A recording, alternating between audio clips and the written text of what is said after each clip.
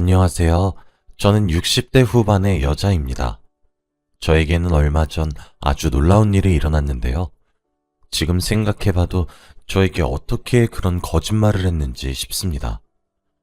저의 이야기를 하기 위해서는 20년 전으로 거슬러 가야 돼요. 그때 저는 남편과 두 아들을 둔 평범한 가정주부였습니다. 다들 주위에서 저를 많이 부러워했어요. 왜냐하면 남편은 자수성가한 성공적인 사업가였고 두 아들은 얼굴도 잘생기고 공부도 잘했거든요. 스스로 알아서 잘하다 보니 제가 잔소리할 일도 없었고 늘 부모에게 효도하는 성실한 아들들이었습니다. 남편은 부모님한테 기업을 물려받거나 하지 않았어요. 저와 연애 때부터 사업을 준비하던 사람이었는데 옆에서 지켜본 사람으로서 잠을 아껴가며 자신의 사업을 위해 발로 뛴 사람입니다. 그래서 그런지 결국 사업은 성공적이었고 몇 년 후 직원들도 몇백 명이나 되는 회사가 되었죠. 그런 가정에서 살다 보니 다들 부럽다고 말을 했습니다. 저도 제 인생에 굉장히 만족하고 있었고 오히려 인생에 굴곡이 없으니 심심할 정도였어요. 남편은 아무리 바쁘더라도 항상 저녁은 집에서 가족들과 먹는 사람이었고 아들들도 저와 남편에게 애교도 잘 부리고 학교에서 있었던 일들을 다 말해주었습니다. 그리고 아들들이 남편 보고 주책이라고 할 정도로 남편은 저를 많이 아껴주었죠. 그런데 이런 화목한 가정 속에서 살고 있던 저희 네 가족도 한순간에 산산조각이 나고 말았습니다. 평생 이렇게 평온한 가정인 줄 알았어요. 그런데 그건 저만의 착각이었더라고요. 갑자기 어느 날 전화가 오길래 받았더니 병원 응급실이었습니다. 그런데 간호사가 하는 말은 남편이 지금 뇌출혈로 쓰러져 있으니 당장 오라고 했어요. 저는 말을 듣는 순간 두 손이 벌벌 떨리며 눈앞에는 아무것도 보이지 않았습니다. 그리고 옷도 챙겨 입을 새도 없이 신발로 짝짝이로 신으며 택시를 타고 응급실로 갔죠. 병원으로 가니 남편은 수술 중이었고 저는 울면서 남편의 수술이 끝나기를 기다렸습니다. 그동안 아들들도 학교에서 달려와 제 옆을 지키며 아무 일도 없을 거라고 위로를 해주었죠. 남편의 수술을 기다리는 동안 정말 많은 생각을 했던 것 같아요. 혹시라도 남편의 수술이 잘못되어 한순간에 남편을 잃을 수도 있겠다는 생각을 했습니다. 그러다 보니 감정이 추슬러지지 않았고 눈물이 계속 흐르더라고요. 그렇게 몇 시간의 수술이 끝나고 의사 선생님께서 나오셨습니다. 다행히도 수술은 잘 끝났다고 했고 당분간 입원을 하면서 치료를 받아야 한다고 하더라고요. 저와 아들들은 너무 감사하다고 인사를 드린 뒤 중환자실로 가서 남편을 기다렸습니다. 저는 아들들한테 시간이 너무 늦었으니 집으로 돌아가라고 했고 저 혼자 남편을 간병했어요. 그리고 남편이 일어날 때까지 옆을 계속 지켰습니다. 저는 당연히 남편의 병간호는 제가 해야 한다고 생각했는데 주위에서 극구 반대를 하더라고요. 간병인을 쓰라며 집에서 자식들이나 보살피라고 했습니다. 저는 한 번도 간병인을 생각해 본 적이 없어요. 제 남편이고 제가 사랑하는 사람이니 당연히 제가 간병을 해야겠다고 생각했습니다. 남편도 집에서 쉬라고 했지만 저는 끝까지 남편의 곁을 지켰어요. 그런데 남편의 소지품 검사를 하는데 아주 충격적인 것을 발견했습니다. 바로 여자의 립스틱이었어요. 그때는 남편을 간호한 지 한 달쯤 되었을 때라 정말 충격적이었습니다.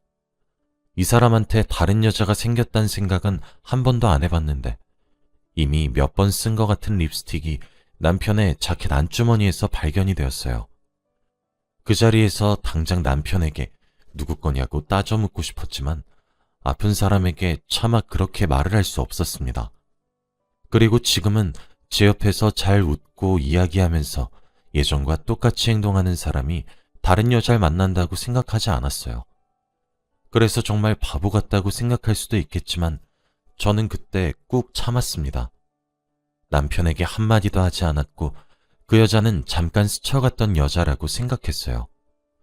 지금 생각해봐도 정말 한심하고 미련한 것 같네요. 아무튼 저는 남편이 다른 여자의 물건을 들고 있는 것을 알고 있었지만 모른 척 했어요. 이 사람에 대한 배신감은 들었지만 사랑하는 마음이 사라지지는 않았거든요. 평소처럼 저에게 다정하게 대해주었기에 일부러 회피한 것 같습니다.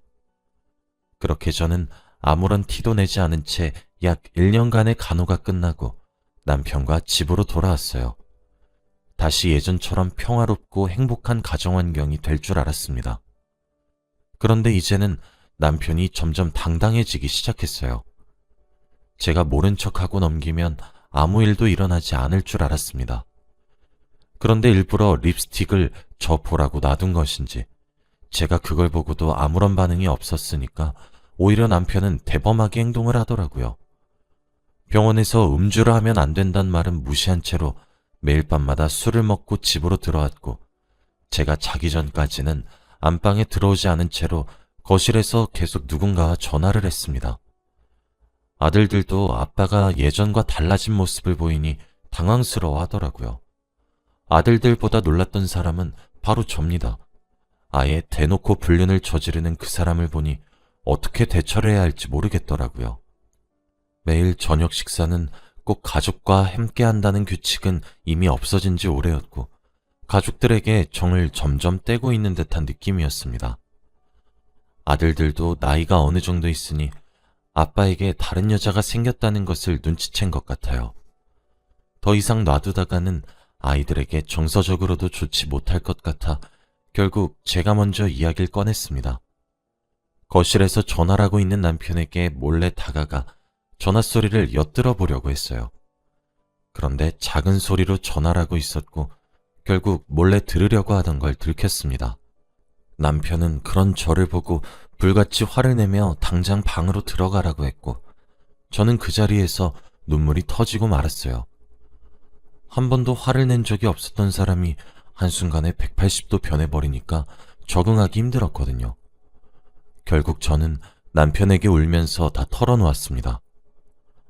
요즘 들어서 당신 왜 그래? 가정에 무관심하고 매일 술 먹고 들어와서 잠도 안 자고 거실에서 전화만 하고. 사실 나 당신 자켓에서 여자 립스틱 봤어. 그런데 나만 조용히 하면 당신 다시 마음 잡고 돌아올 줄 알았다고. 근데 오히려 더 당당하게 행동하더라? 당신 지금 예전이랑 많이 다른 거 아냐고. 남편은 제 말을 듣고 한숨을 푹 내쉬더니 충격적인 말을 했습니다. 다 알고 있으면서 지금까지 모른 척 한 거야? 맞아. 나 사실 여자 생겼어. 그 여자가 당신보다 훨씬 예쁘고 착해. 안 그래도 조만간 말하려고 했는데. 우리 이혼하자. 나 더 이상 당신이랑 못 살 것 같아. 이제 여자로도 안 보이고 아들을 먹여 살리는 것도 지긋지긋해. 그러니까 이제 각자 길 가자. 남편은 표정 하나 안 바뀌고 이런 말들을 저에게 내뱉었어요. 남편의 말 한마디 한마디가 제 심장을 파고드는 것 같았습니다. 상처를 너무 받았고 눈물이 멈추지 않더라고요. 그리고 남편은 기다렸다는 듯 다음날 해가 뜨자마자 이혼 서류를 들고 집으로 왔습니다. 저에게 당당하게 이혼을 요구했고 깔끔하게 합의 이혼을 하자고 하더라고요.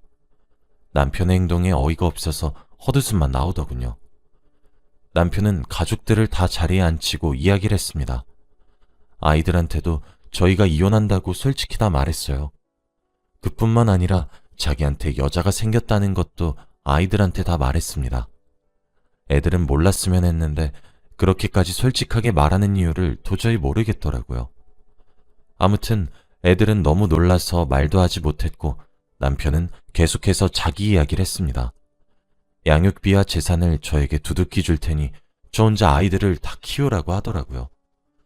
그 여자가 아이들을 데리고 오면 같이 안 살아준다고 했답니다. 그래서 어쩔 수 없대요. 이 집도 저에게 준다고 했고 남편은 그 여자 집에서 얹혀 산다고 합니다.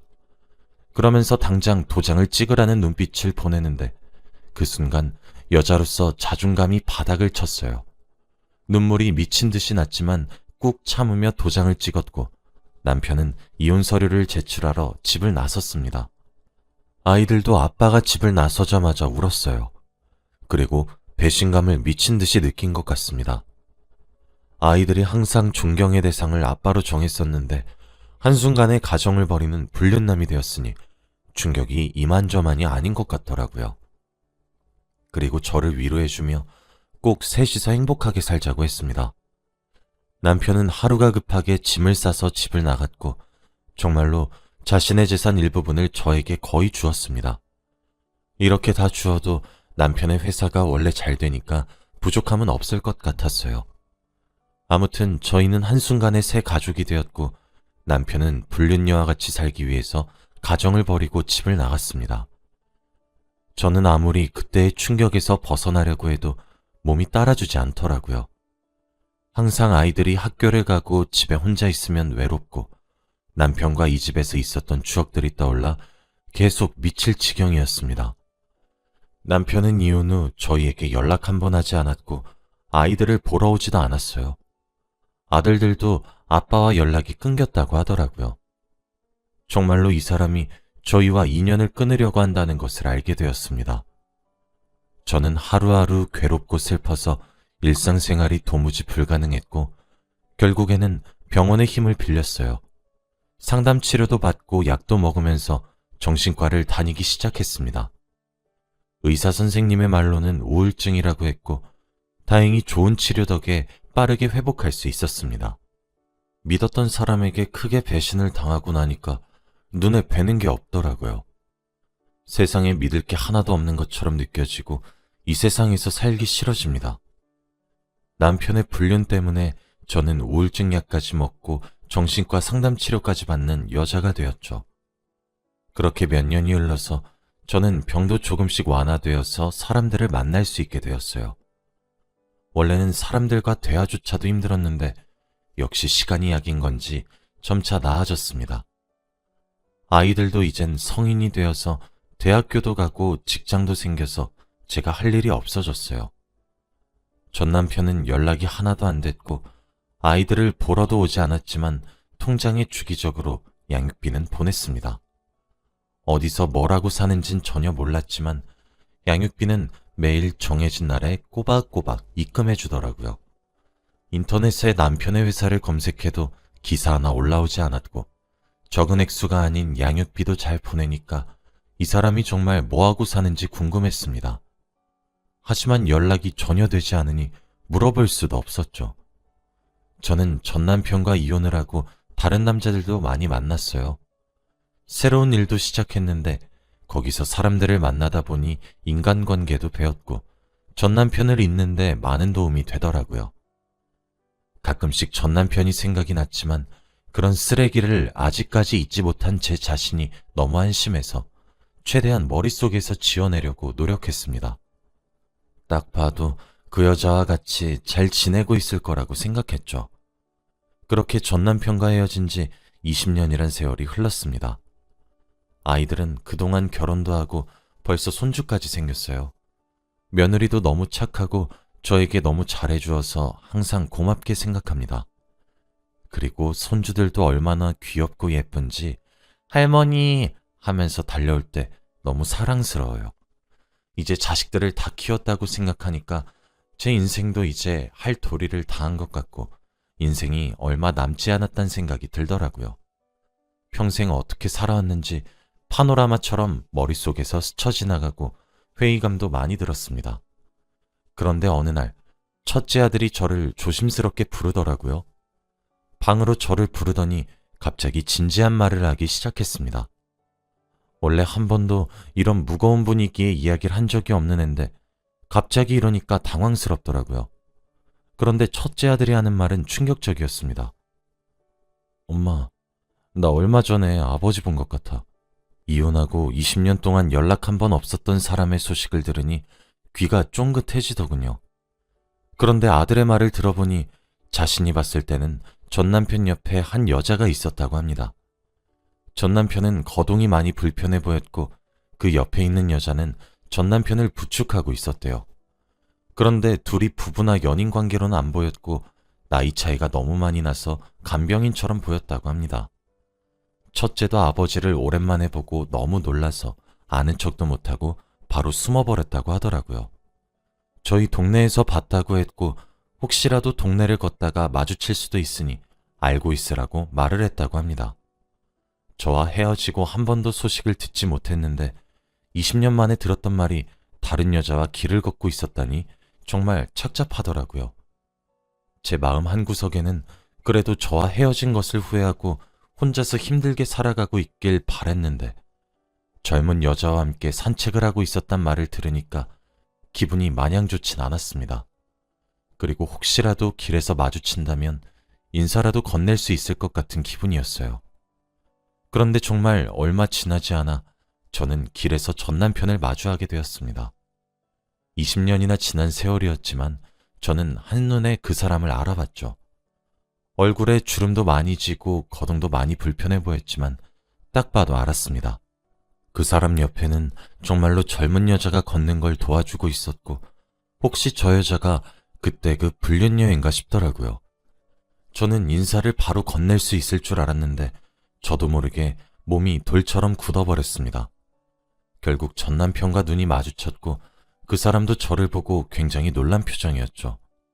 그렇게 한 3분가량 서로 말없이 쳐다만 보고 있었습니다. 그러다가 옆에 있는 여자가 먼저 전 남편에게 말을 걸더라고요. 어르신, 지갑에 있는 여성분이랑 많이 닮았네요. 저는 무슨 말인가 싶어서 그 여자를 쳐다보니 그 여자가 저에게 말을 걸었습니다. 안녕하세요. 저는 어르신 간병하고 있는 사람이에요. 혹시 어르신이랑 아시는 분인가요? 저는 너무 놀랐어요. 전 남편과 살림을 차린 사람이라고 생각했는데 알고 보니 전 남편의 간병인이라고 하더라고요. 그래서 저는 갑자기 경계심이 확 사라졌고 저도 웃으면서 이야기를 했습니다. 그러다가 전 남편이 집에서 차 한잔하고 가자고 했고 저는 그 사람을 따라 전 남편이 살고 있는 집으로 갔어요.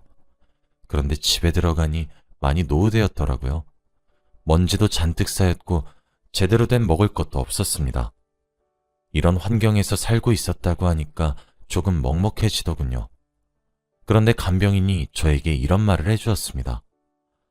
어르신이 매일같이 지갑에 있는 여자 사진을 보고 있는데 그게 할머니셨군요. 매일같이 보고 싶다, 그립다 하셨는데 저는 어르신 점심시간부터 저녁까지 돌봐드리고 있어요. 어르신이 지금 암에 걸리셔서 많이 힘드시거든요. 정말 고생 많이 하셨어요. 매일같이 막노동하셔서 손에 지문이 없을 정도세요. 그래도 지금이라도 할머니 뵈어서 표정이 좋아 보이시네요. 두 분이서 이야기 잠깐 나누세요. 전 나가 있을게요. 이 말을 내뱉고 잠깐 나가 있었고 저는 전 남편과 단둘이서 방 안에 남았습니다. 그리고 몇 분간의 정적 끝에 제가 먼저 말을 꺼냈습니다. 암이라며? 무슨 암인데? 치료 받았어? 아니 막노동이라니. 그동안 어떻게 산 거야? 회사는? 저는 질문을 쏘아붙였고 전 남편은 차근차근 다 말해주었습니다. 그런데 그 사람은 정말 충격적인 말을 해주었어요. 제가 전혀 알지 못했던 과거의 비밀까지 싹 다 말이죠. 사실 나 그때 바람핀 거 아니야.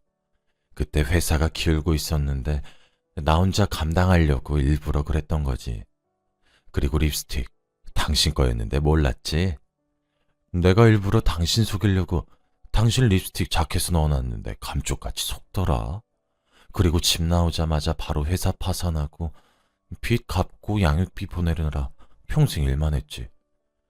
그래서 애들 보고 싶은 거 꾹 참고 찾아가지 못했어. 나 혼자 다 감당하기 위해서 자식들도 당신한테 부탁한 거고. 근데 매일같이 일을 하고 몸을 가만히 안 두니까 병이 생기더라. 나 위암이래. 수술 받아야 한다고 하더라.